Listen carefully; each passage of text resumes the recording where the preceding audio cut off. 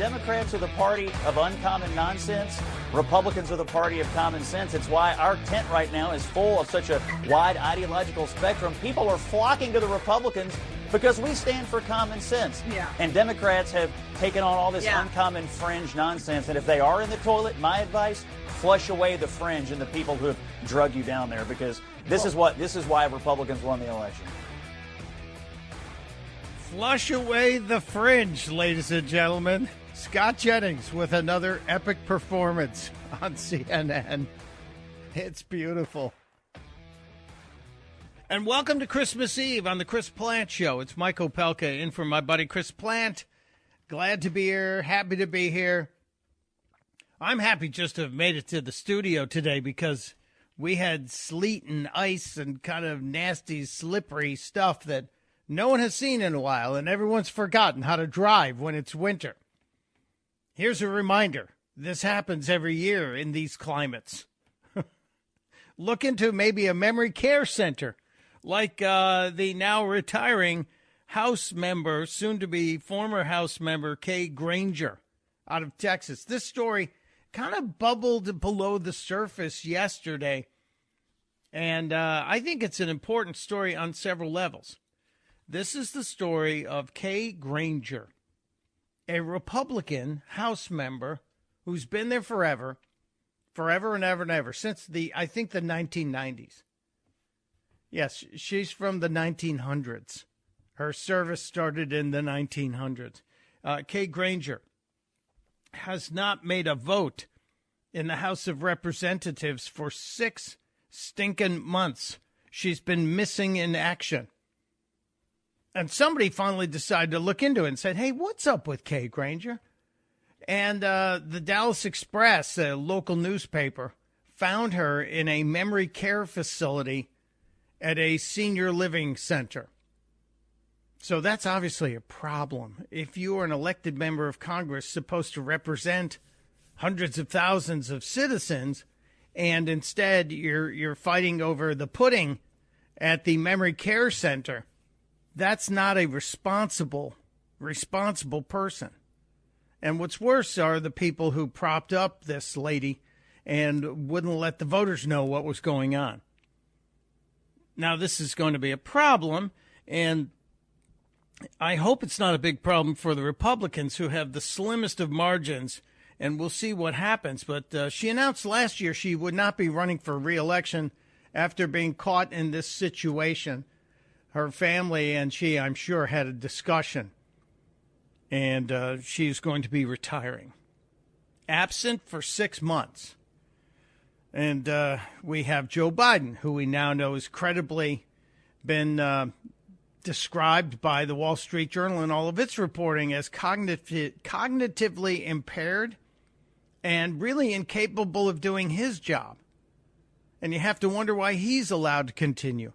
And we have Mitch McConnell, who pushed the pause button for 40 seconds last year and was standing there, I guess it was this year still, was standing there frozen and had aides kind of walk him off to say he's just got to sit down for a while. And he fell down a couple of times and hurt himself.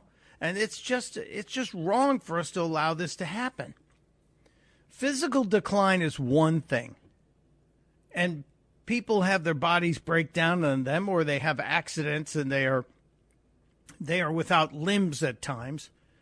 But it's cognitive decline that we as the people who select our representatives, we can't accept it. And I'm hoping that we will bring more attention to this problem, as we now have how many members of the House are in their 80s? According to the reporting in Newsweek this morning, 13 octogenarians in Congress. There should be a test. I'm just saying. There should be a test to see just how competent a representative is. If you can't pass the competency test, you can't hold office. Is it wrong to ask that? I don't think so. If you disagree with me, if you think I'm being ageist, no, I just think we need to have that test.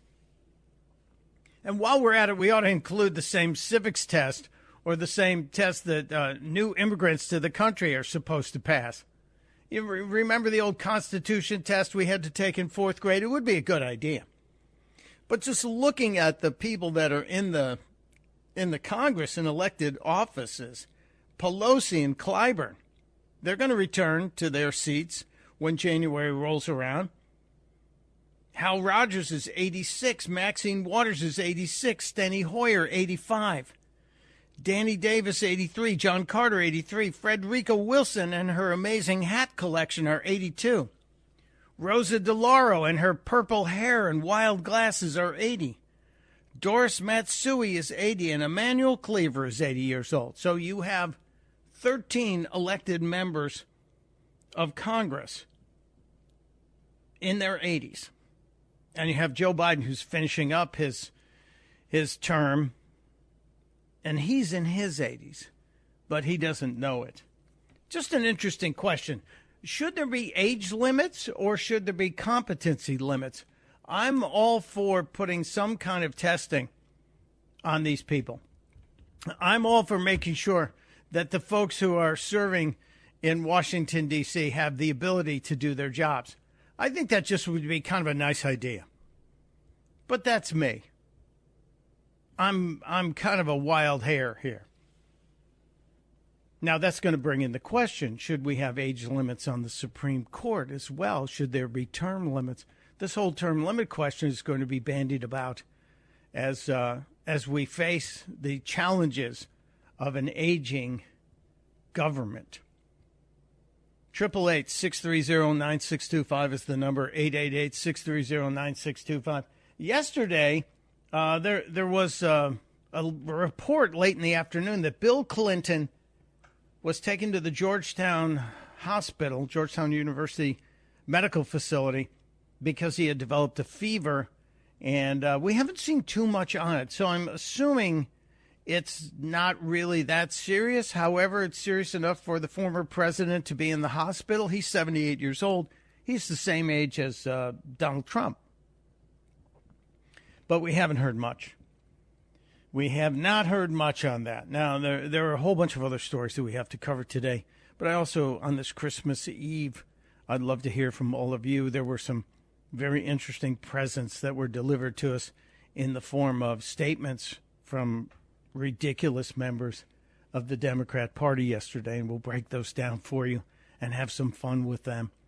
And we'll also get into some of the wild spending that Rand Paul exposed with the Festivus report. Yesterday was Festivus, the holiday for the rest of us, and Rand Paul kind of teed it up for Doge.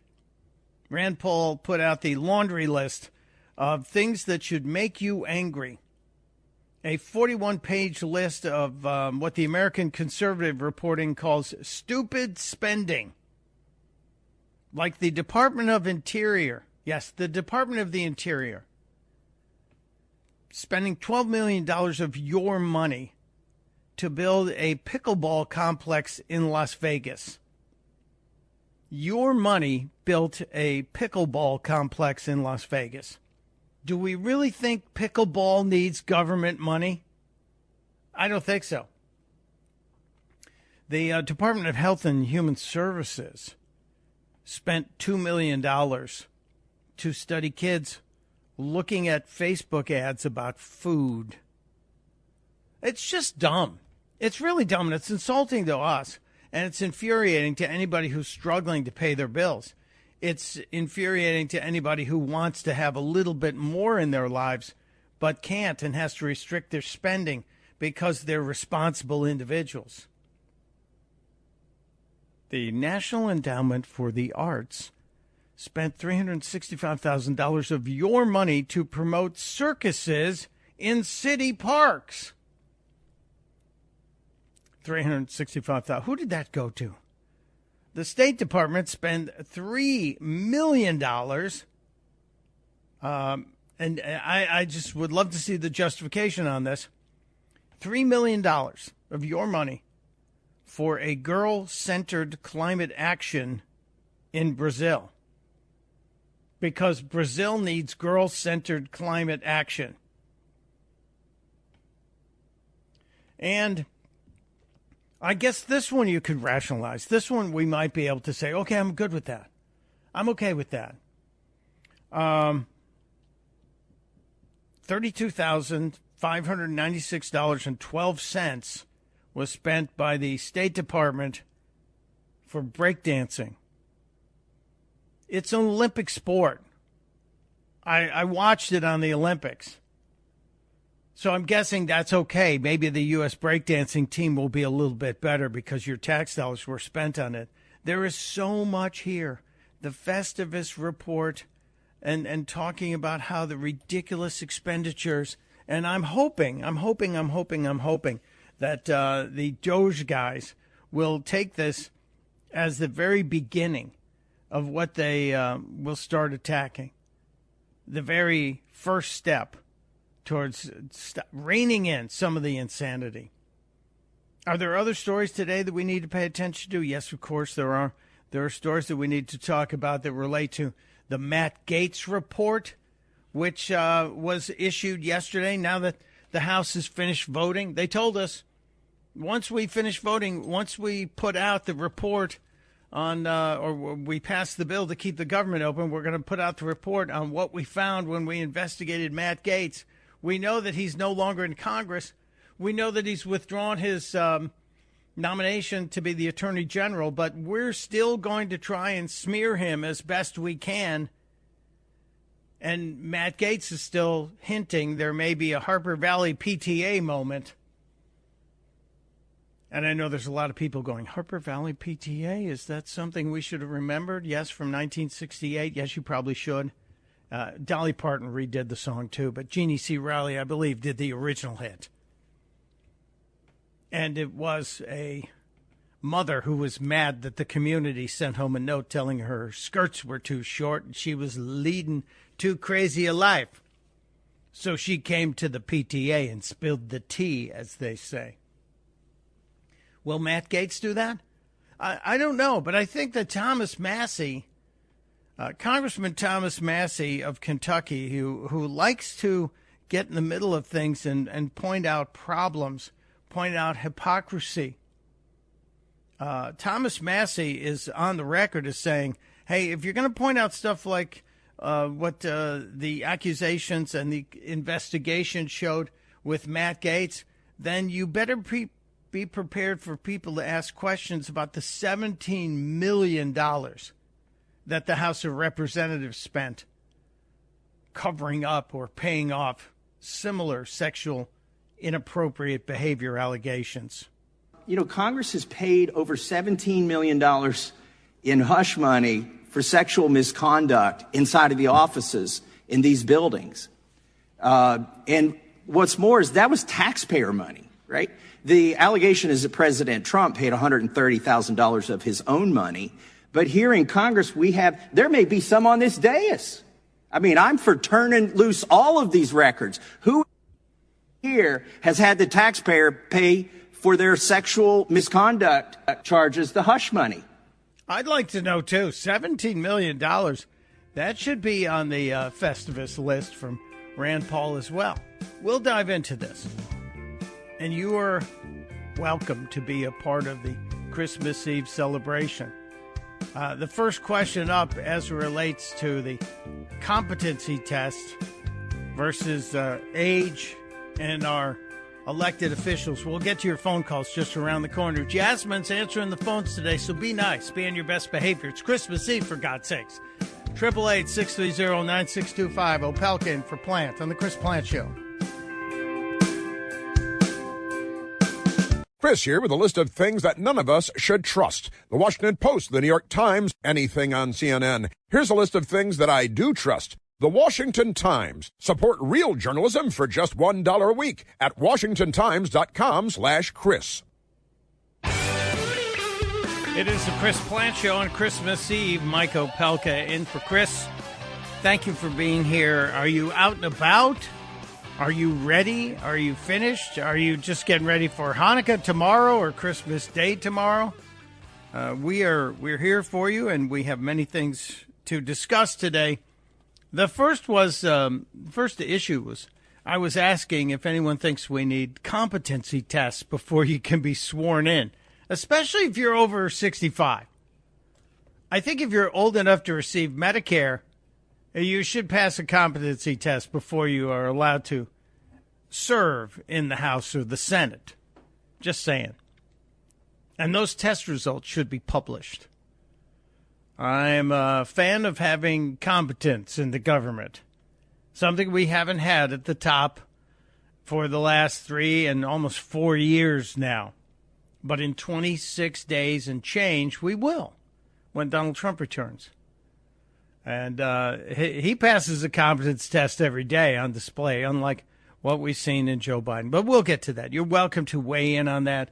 This was in response to the Texas member of the House, who's a Republican, who announced she's going to be retiring after she was discovered in a memory care facility. Hasn't voted in 6 months. Angela is in Montclair, Virginia this morning. Angela, welcome to the Chris Plant Show. What's on your mind? Can you hear me? I can. Hello. Hi. I just wanted to share with your audience, I redid the 12 Days of Christmas. It was for an event I couldn't attend because I wasn't feeling well, but I'm fine now. But in honor of President Trump's victory, historical victory at that, so I'll just do from 5 because it's 12 days, but I'll start with 5. And so it goes like this.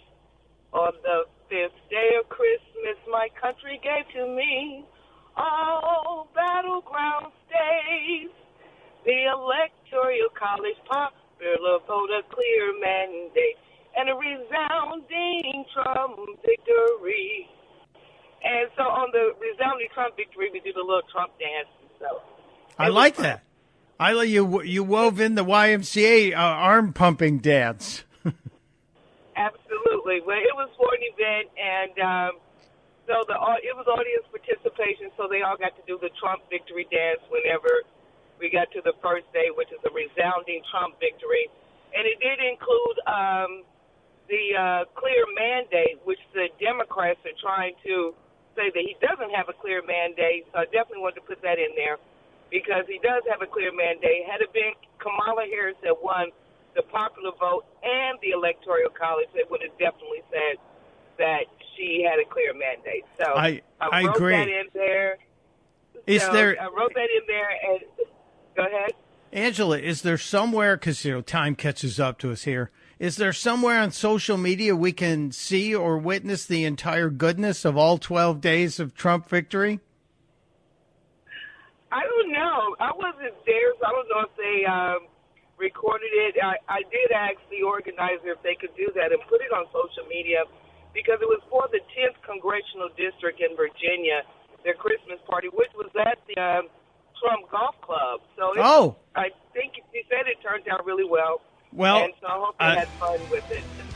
If you will share with us the lyrics, we'd love to see them all. And if there's a place where we can witness it, please let us know and we will promote it. Angela, Merry Christmas and thank you for that.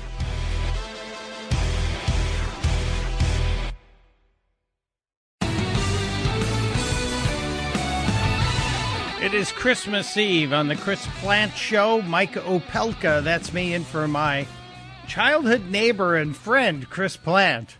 How amazing is this world? I hope you and yours are gathered with family and friends for Christmas. We are here on the radio, and we will be here talking about the day's news and some of the craziness that's happening out there. You're welcome to join us, of course. 888-630-9625. Going to try to get to everything, and there is a lot from yesterday. There's more from Donald Trump, and more from Donald Trump as it relates to Greenland and the Panama Canal and Canada and the left's freak out over all of that. There's a whole bunch of fun, including the tweet from Donald Trump Jr.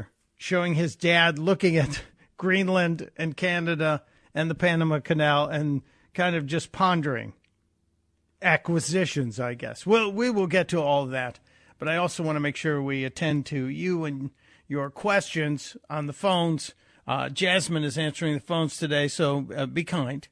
888-630-9625. Val is in Long Island. Val, welcome to the Chris Plant Show. Long Island is a long island. Which part of Long Skinny Island are you calling from? Well, right now, I'm from the central part of Long Island, over in Sayville. Kind of like I'm by the South Shore. Sure. But, it's about 120 miles long, Long Island, and about 22 miles wide. I know you're talking to a guy who spent considerable time in some of the, not in the Hamptons where all the rich people were. We were in the near Hamptons. Right. We were in like Mastic and that area when we were out there. Okay, that's my wife actually taught at the high school there. She taught Spanish there. So yeah, for about 25 years. The thing I want to share with you is I came to America in about like 1960, so a while ago, and it was sponsored, and I had to later on. I went for my citizenship test around like 1981. I should have done it in '76 when citizenships were being handed out like left and right because of the bicentennial. Huh. But certainly finished school and I went, and they ask you three questions, pretty much like who do we get our independence from? Of course England, and who was the first president. But when he asked like what are the first 10 amendments to the Constitution, of course the Bill of Rights, which I think a lot of people might have struggled with that. I agree with you. Now I'm fascinated, Val. From where did you immigrate to come here to America? From Poland. Oh, great. I married a Polish girl. My wife is a Polish girl.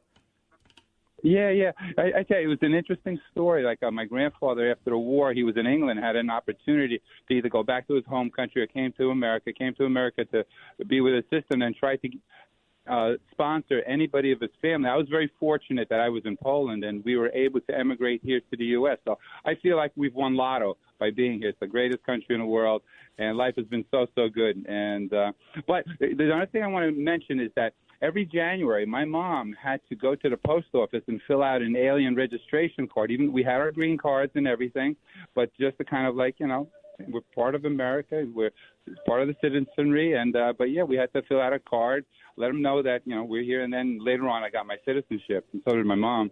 That's crazy, though, that she doesn't have to keep doing that now, does she? Oh no, because my mom has passed, but after I think it's like after 22 years or 25 years, I think it was, you don't have to take the test. You can just kind of fill out the application and then, you show that, you've been here, and then, you would get your citizenship. So as someone who went through the process and took the test and has been a citizen, how do you view the influx, this wave of millions that have come here in the last 4 years under the Biden administration? It's so wrong. It's so wrong that this has happened this way, that, that they've allowed this to happen. People should be able to, everybody would want to be in America, but, we have to do it legally. There's a process, if you're sponsored or if you go through the process where you go to the border, and whatever that process has been, it should be adhered to. Just to kind of let people come in, it's just so wrong. Well, I agree with you. Of course, it is a system that's meant to protect the sovereign nation that's here and the people. And what I used to live in New York City. My wife and I lived in Midtown Manhattan for 20 plus years, and to see what has happened to the beautiful Midtown Manhattan, especially around this time of year, it's criminal. We look at the people who are living on the streets who don't need to be there, and we look at what's going on at Roosevelt Island and the encampments that have been set up, and it looks like the people have reached the breaking point. As you're witnessing this, Val, do you feel like there's been a turning point as it relates to the immigration problem? Well, it's a broken system. When we had come, nobody gave us anything. All my parents knew. First off, like my grandfather who sponsored us said that we got to get a job. And so basically, my father worked in a factory. He caddied, because he worked at night. He caddied a little bit in the day. My mom was a housekeeper, and it was just basically that's it. Whatever you could do to make a living, because you're here and you have to be productive. Never had a handout or anything, and we were very fortunate and saved our money, bought a home in Glen Cove. And the rest has been history. Went to school and. But that's it, and it's just a shame because basically with all the immigration that's come in from my purview is that it's just if they're going to sign them up to be, for instance, Democrats, then it's just to support the Democratic Party, and it's just a shame. You should come legally and you should be sponsored or go through the process. Yeah, well, I'm with you on that all the way, and apparently the American people are too. I'm going to break down a new survey that has just come out from CBS News that I think is going to shock and surprise a lot of people. Val, thanks for sharing your story and for being one who followed the rules and is here supporting following the rules. Have a Merry Christmas to you and your family. And there he goes. I wonder if he's been out to Riverhead. There's a huge Polish community in Riverhead, Long Island. They have a great Polish fair every year that we used to go to. I mentioned this survey, CBS News, and it's got to shock people. CBS News YouGov put out a poll. Donald Trump is starting a program to deport all immigrants in the U.S. illegally. Do you approve or disapprove? 57% of the respondents in this poll approve of Donald Trump deporting all immigrants in the U.S. illegally. All of them. It's kind of amazing. They also asked about some of the Trump policies. For example, tariffs, which Donald Trump brings up a lot, and he even brought it up at the Turning Point event, that when in the earliest days of the 20th century, there was no income tax, but we tariffed other countries, and that's how we generated revenue. And he kind of looks at that as the possible model, reducing the tax burden on the American people, but elevating the tariff burden on people that are dumping stuff in our country or bringing things in. So where are you on tariffs on imported goods? This question in the CBS poll that just was released. It's amazing. Where are you? Well, 52% of all Americans favor tariffs on imported goods. 48% say no. So it kind of reflects the election. When you look at the Trump voters, 83% are all in on the tariffs. It's kind of very, very interesting here. And in terms of Donald Trump's presidential transition, which we're getting to witness, there seems to be great support. Almost 60%, nearly 6 in 10 Americans say they approve of how Donald Trump is handling the transition to president-elect, which I think bodes well for him. And most Americans seem to approve of his picks. Like Marco Rubio's got overwhelming support. We'll play you a clip from John Fetterman. He seems to endorse Marco Rubio. He has some interesting things to say about Pete Hegseth. Tulsi Gabbard as the DNI. It gets a good choice from 71% of Republicans, but only 36% of the general population. But 36% haven't heard enough. So we shall see what happens there. We know 27% say not a good choice. But I think if you hear from Tulsi, you'll see. The selection of Pete Hegseth, of course, it's getting a resounding amount of support from the GOP. But it's split between the good choice, not a good choice, or haven't heard enough. 33% say good choice in general population. 28% say not a good choice. And 39%, almost 40% say they need to know more. And I think that's partially why you see so many in the Senate saying we're going to need to have a hearing on this. But it's really interesting to me that we're seeing this. All right, phones are still bubbling today. It is Christmas Eve. We should talk to each other. So I want to talk to you, Victor in Silver Spring, Maryland. Hello, Victor. Welcome to the Chris Plant Show. Thank you. Good morning. Merry Christmas to all. Thank you. I want to bring up something concerning safety. You heard about the illegal alien up in New York that set the woman on fire? Yes, sir. And died from her injuries? Yes, sir. Well, I worked all my life. I had to take the bus to and from work since I can't see well enough to drive a car. And I finally had enough at the end of 2012, and I retired because of what was going on the buses. I saw some really crazy stuff throughout my working career, and the most dangerous thing I encountered was there were two girls in the back of the bus, and they were fighting over a boy, and they started having a knife fight. I told the driver, I said, "You're going to call the cops and get them off the bus?" And he said, "Hell no, let them kill each other." So luckily I got off at the next stop, which was my stop. But, I mean, I'm telling you, there are some really crazies out there. Well, Victor, I used to be a consumer of the New York City subway system. When I lived in New York, it was the best way to get around if you didn't feel unsafe, and I didn't. And many of that was during the Giuliani years when there was a lot of law and order on the streets. When I arrived in New York City, they were averaging 6 murders a day.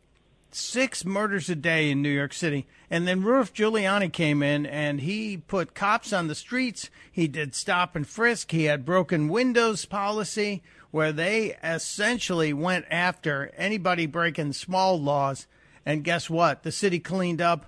It became a model for big city and safety. And now I think a lot of what's happening in New York City, and people are going to get mad at me for saying this, but I am not a fan of recreational marijuana the way it's been rolled out. When I get off the train in New York City and I come up to the street level off the Amtrak, there's a contact high, and it is everywhere. And I think that has led to a lot of problems in New York City. But it's a shame. But the subways used to be the best way to get around, and they were reliable and cheap. And it breaks my heart to hear that that driver said, no, let them kill themselves. That's really a sad situation. But I think we're going to see things changing going forward. I think we're going to see a lot of things changing. As Chris likes to say, remember normal. Well, it feels like the pendulum is swinging back to normal. Victor, a Merry Christmas to you and yours, and thanks for being a part of the Chris Plant Show. Mike is in Kansas. Mike, hello, sir. You're weighing in on the Trump plans to acquire new land for America? Yes. Back in the early 1980s, I worked for a major agricultural equipment manufacturer. And at one of our national sales conventions, I was talking to some dealers from the prairie states, Alberta, Saskatchewan, and Manitoba. And back then, an awful lot of people up there wanted to become the 51st, 52nd, and 53rd state. And I kind of wonder, with Trudeau in power now, just how that sentiment is. Well, I think we're seeing, Mike, that Canada is starting to have its political pendulum swing back to the right as well. There is considerable talk that Trudeau is probably on the way out, and they're headed back towards a more conservative, more reasonable government. And, you know, those people across those wheat-growing states who also have a lot of oil underneath them, I'm sure they would like to be a part of America, especially when Drill Baby Drill begins and you start seeing the global dominance in energy return to the USA. That's probably going to happen. I do have some clips about Donald Trump talking about his acquisitions. We're going to get to those just around the corner. But thank you for being there. Thank you for sharing your thoughts on the Canadian provinces becoming part of the United States. I got to take a quick break. When we get back, some special Christmas wishes from you to important people. And by the way, I did not win the $1.1 billion Mega Millions jackpot. It was sold to someone in New Jersey who's taking the lump sum of $537 million. How will they survive? It's Mike Opelka in for Chris Plant on the Chris Plant Show.